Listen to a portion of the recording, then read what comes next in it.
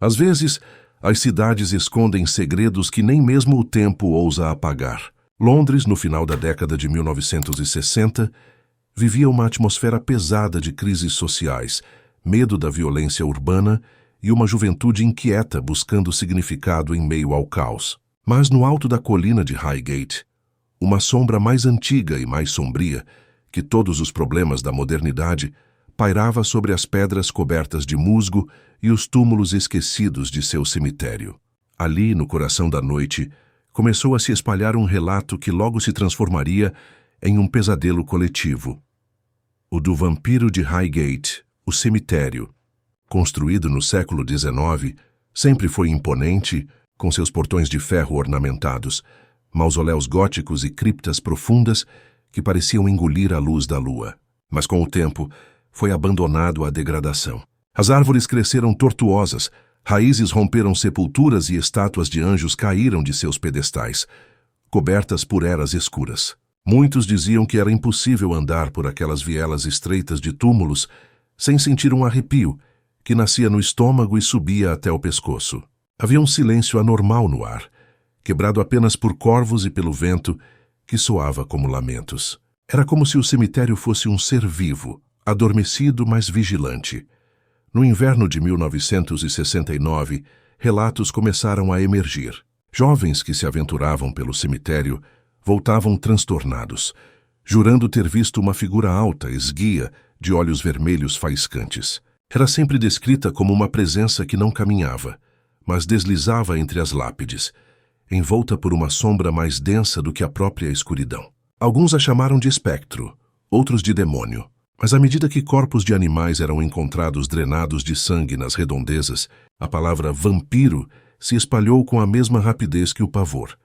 Os moradores do bairro de Highgate passaram a evitar qualquer aproximação do cemitério após o cair da noite. Famílias relatavam sentir algo à espreita em suas casas, especialmente quando a lua cheia iluminava os vitrais quebrados e as sepulturas abertas. Crianças acordavam gritando, dizendo que viam um homem pálido olhando pelas janelas, mesmo nos andares mais altos. O medo se espalhava como uma praga invisível.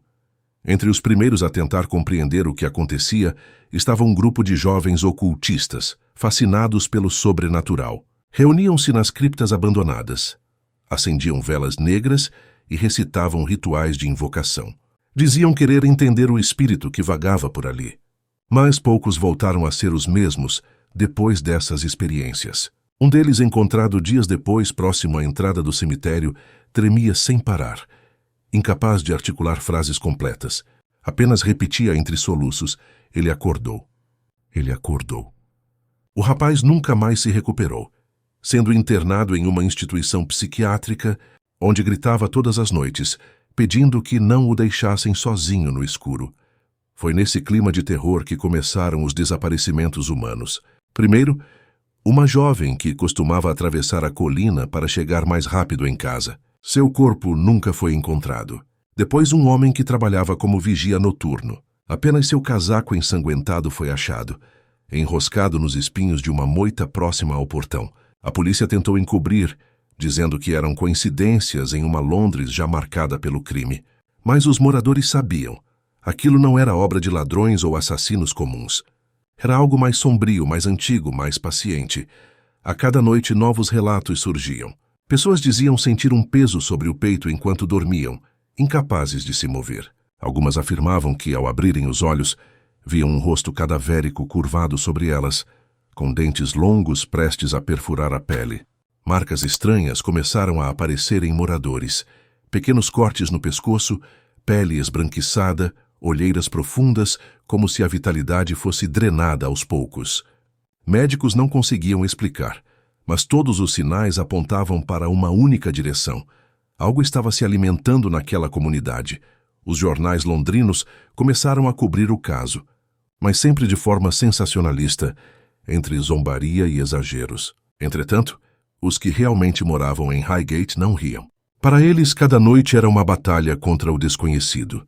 As pessoas passaram a andar em grupos, trancar as portas com correntes e colocar crucifixos em janelas e portas. Igrejas lotavam de fiéis aterrorizados, pedindo proteção divina contra o mal que caminhava na escuridão. Um padre irlandês, Padre Callahan, foi um dos que mais se destacou. Ele acreditava piamente que havia um vampiro habitando o cemitério. Realizou missas ao ar livre em frente aos portões, aspergiu água benta nas trilhas e tentou organizar vigílias de oração. Mas ele também começou a sentir o peso daquela presença. Testemunhas disseram que, após uma dessas vigílias, o padre foi encontrado ajoelhado, pálido, com sangue nos lábios e olhos perdidos, murmurando em latim palavras desconexas sobre um príncipe das trevas despertado. Pouco tempo depois, Callahan desapareceu, e seu quarto na paróquia foi encontrado coberto de símbolos riscados às pressas nas paredes, como se ele tentasse se proteger de algo que vinha buscá-lo. Enquanto o pânico crescia, o próprio cemitério parecia reagir. Túmulos eram encontrados violados, tampas de caixões quebradas por dentro. Estátuas de anjos apareciam mutiladas, com rostos arrancados ou braços partidos, como se alguém, ou algo, as odiasse profundamente. Uma noite, um grupo de curiosos jurou ter visto um cortejo silencioso de sombras atravessando os caminhos de pedra, como se almas condenadas estivessem sendo arrastadas para dentro da terra. Nenhum deles voltou a pisar em Highgate, mas o ápice do terror ocorreu em março de 1970. Centenas de pessoas, levadas pelo frenesi da imprensa, invadiram o cemitério em uma espécie de caçada coletiva. Levaram estacas, crucifixos, lanternas e até armas improvisadas. Queriam encontrar o vampiro, dar fim ao medo. Mas quando os portões de ferro foram arrombados, o que encontraram foi ainda mais aterrorizante. Silêncio absoluto, um frio sobrenatural e uma sensação sufocante de estarem sendo observados. Alguns afirmaram ouvir passos atrás deles, mas ao se virarem nada viam. Outros sentiram mãos geladas tocarem seus ombros, apenas para descobrir que estavam sozinhos. Lanternas se apagavam sem motivo, deixando grupos inteiros às cegas. A histeria se espalhou rapidamente, e muitos fugiram jurando nunca mais voltar.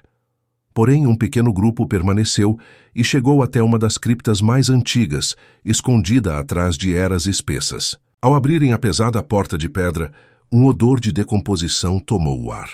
No interior, encontraram um caixão ornamentado diferente de todos os outros. Alguns juraram ver a tampa se mover levemente, como se algo respirasse ali dentro. Apavorados, bateram estacas de madeira na tampa, prenderam correntes e correram sem olhar para trás. Nunca se soube exatamente o que havia naquele caixão, pois a cripta foi interditada e selada no dia seguinte. Até hoje, os relatos continuam. Testemunhas afirmam ver uma figura esguia andando pelas vielas do cemitério nas noites mais escuras. Animais continuam a desaparecer misteriosamente, e aqueles que ousam passar perto do portão juram ouvir uma voz sussurrando seus nomes, convidando-os para entrar. Alguns estudiosos dizem que a histeria coletiva deu forma ao mito. Outros acreditam que algo realmente despertou em Highgate, um mal ancestral que encontrou no cemitério abandonado o refúgio perfeito para se fortalecer. O certo é que décadas depois, o medo ainda vive, porque em Highgate não se trata apenas de uma lenda urbana. É uma presença que insiste em sobreviver, oculta nas sombras, alimentando-se do sangue e do terror. E se você algum dia decidir visitar aquele cemitério, lembre-se de não ir sozinho, de não olhar nos olhos que brilham na escuridão, e principalmente de nunca, jamais, responder se ouvir seu nome sendo chamado pelo vento.